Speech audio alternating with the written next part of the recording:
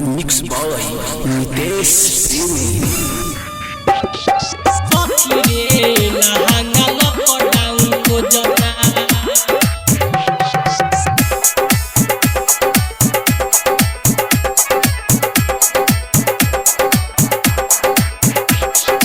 Music by DJ Umesh Sukhipur बाजार। सैया छोड़ के आइला जब से दिल्ली, रोज दिनवे में ठोके घर के किल्ली। लहंगा लॉकडाउन खोजता सखी रे, लहंगा लॉकडाउन खोजता। सैया छोड़ के आइला जब से दिल्ली, रोज दिनवे में ठोके घर के किल्ली। लहंगा लॉकडाउन खोजता सखी रे, लहंगा लॉकडाउन खोजता सखी रे, लहंगा लॉकडाउन खोजता सखी रे, लहंगा लॉकडाउन खोजता।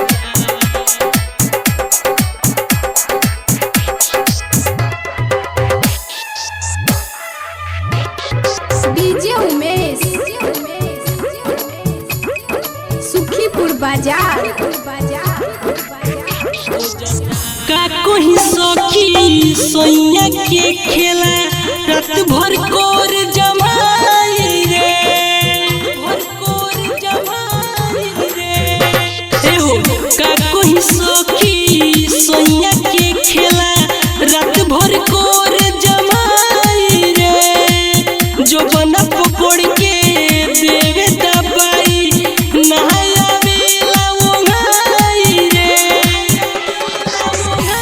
कोरोना में से बानी मजबूरी, कैसे सहिया के कोही जाई दिल्ली। लहंगा लॉकडाउन खोजता सखी रे, लहंगा लॉकडाउन खोजता सखी रे, लहंगा लॉकडाउन खोजता सखी रे, लहंगा लॉकडाउन खोजता।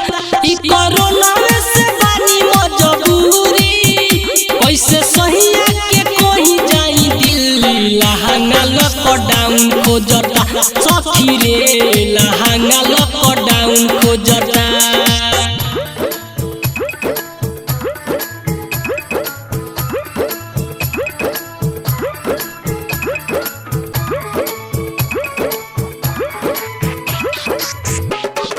सखी रे, लहंगा लॉकडाउन। डीजे उमेश सुखीपुर बाजार। लहंगा लॉकडाउन खोजता। एकरा लनी मन रोहे यारवा, चुमा से मन भोर रे।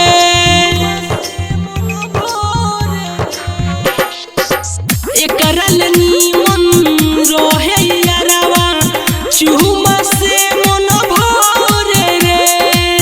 रंजन देसी विजय सखी, फोन में पपती करे रे। सैयराम बाबू के भेजी कैसे दिल्ली, ई कोरोना में से बानी मजबूरी। लहंगा लॉकडाउन खोजता सखी रे, लहंगा लॉकडाउन खोजता सखी रे, लहंगा लॉकडाउन खोजता सखी रे, लहंगा लॉकडाउन खोजता।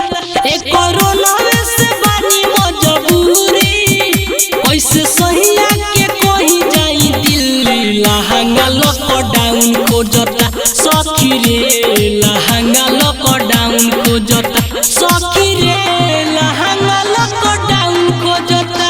विक्रांता रिकॉर्डिंग स्टूडियो मोतिहारी।